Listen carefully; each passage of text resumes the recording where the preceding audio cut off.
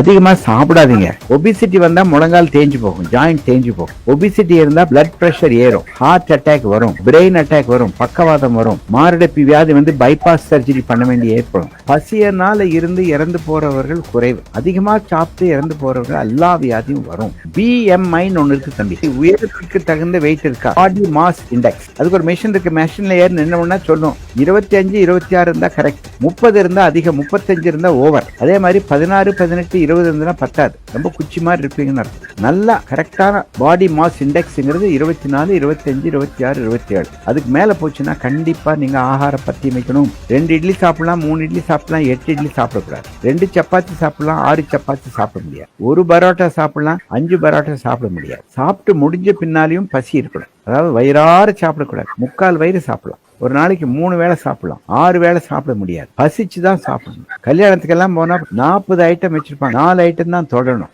40 ஐட்டத்துல உங்களுக்கு எது பிடிக்குமோ அந்த 4 எடுக்கணும். பிளேட்ல எல்லா ஐட்டத்தை போட்டு சாப்பிடக்கூடாது. தயவு செய்து உங்க உடம்பு உங்களது. உங்க உடம்ப நல்லா கவனிச்சிட்டீங்கன்னா 100 வயசு இருக்கலாம். நீங்க உங்க உடம்ப நல்லா கவனிக்கலைன்னா நான் உங்க உடம்ப கவனிக்க வேண்டியிருக்கு. ஏதோ வியாதியில வருவீங்க, உங்க ஜோப்ல பாக்கெட்ல இருக்க பணம் எல்லாம் என்னுடைய பாக்கெட்டுக்கு வந்துடும். பரவாயில்லையா?